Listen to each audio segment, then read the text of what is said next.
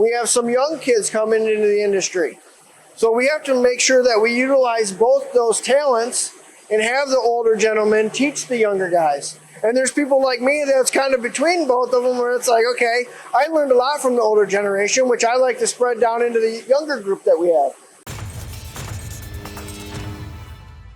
Welcome back to MTDCNC. Today, as you can see, we are standing in front of a couple of Mazaks machines. What is the purpose of this conversation with my buddy Greg and NTL Industries?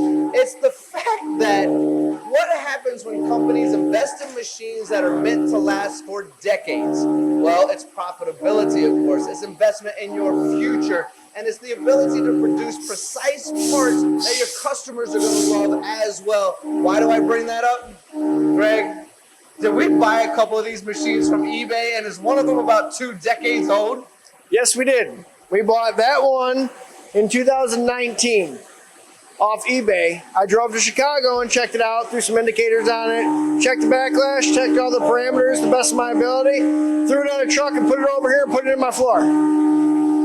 Last year, we bought this one in Chicago and brought it back to Michigan. So two machines, 20-some years old, almost 20 years old, and still they hold 5/10 all day long. Probably tighter than that. And that's the point I wanted to make for the audience. This one, I believe, is 2004. This one is 2006. Yes. Although new to you, you're talking about almost 2 decades still running the accuracy and precision as day one. Correct. And this is what happens, and this is why we talk so often about, for those of you out there signing the checks and looking at machines and looking at the futures of your company, pay attention to your price per part, or the price of what you're creating, not just the upfront cost. Now, you bought these 2 machines off eBay, probably a pretty good deal, got them from Chicago, running great.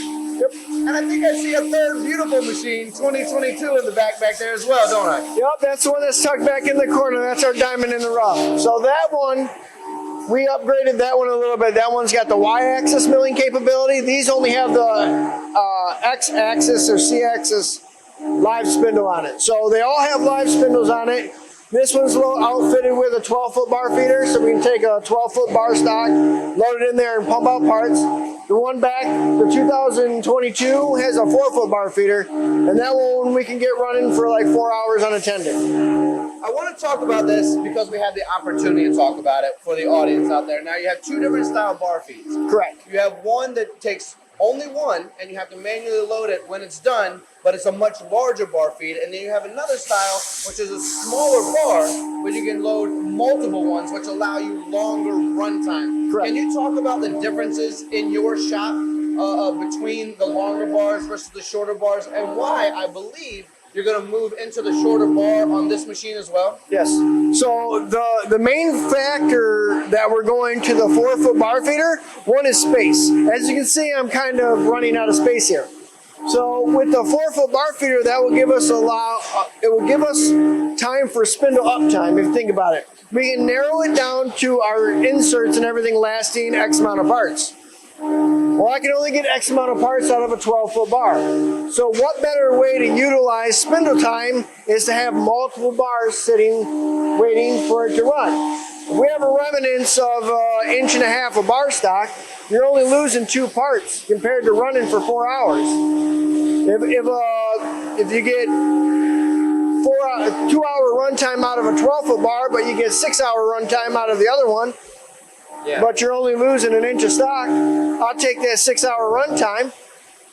You have to do trial and error and figure out what's going to work best in your situation. In our situation, that 4-foot bar feeder is going to work great. 2 major components that stood out to me in what you just said to me, Greg, was one, again, and how often does it happen, floor space. Floor space is a big one, so why not go a little smaller if we can, and it's going to be more productive. And 2, if we're going to run 8 hours, 12 hours, 24 hours straight because we have that capability, is that also the length of time that our inserts last, or our cutting tools last, and do we have that capability based on that? And you figured out that math to say, yes, we can run this amount of time with this bar feed and be able to run perfect parts before we have to change out any cutters or have to stop at all. Right. So just like anything, we're all humans and there's always variables that don't come into play. But the major thing that these two machines have, or actually three machines, is they have what's called is a spindle overload detection. So if it's cutting if it increases any type of, let's say an insert breaks down and the tip breaks, it will actually detect that before it actually wipe out a whole bunch of other tools and actually stop. So when I bought this, I didn't know it was on it. That was a good purchase because it's on it. So if the OD tool breaks down at all, it will actually stop and not run and make bad parts.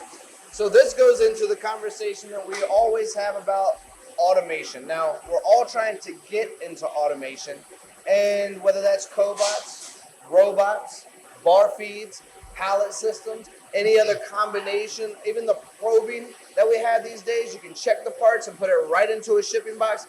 It all goes into this conversation that Greg and I are having. He has figured out how to optimize his floor space, his machines, his ability with everything that's going on here, which I think is personally important because we can't throw people at machines anymore, can we? We have to be able to multitask and wear a lot of hats in order to get things done. Correct.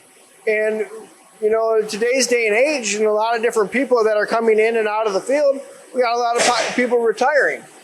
We have some young kids coming into the industry. So we have to make sure that we utilize both those talents and have the older gentlemen teach the younger guys. And there's people like me that's kind of between both of them where it's like, okay, I learned a lot from the older generation, which I like to spread down into the younger group that we have. So we have a very young, diverse group here. I think our average employee is like 32. I don't hear that all the time. I don't think we in general hear that all the time. And I'm going to close out this conversation with a really, I think, to be fun analogy about what currently happening in manufacturing. Now, completely different segue from talking about the reliability of the Mazak and NTL Industries being your go-to source for a great supplier of making parts. But they described it to me the other day like this about our industry and the retirement that's happening and why we need more people in our industry of the younger generation. Have you ever played that game where you put in a coin or a token and it falls down and there's this little slide and it pushes another coin off? Correct. Well, there's a whole lot of people sitting on that edge of that coin, and there's a whole lot of tickets getting ready to come out of that machine. Yep. Of the average age of our industry, I believe is over 55 right now.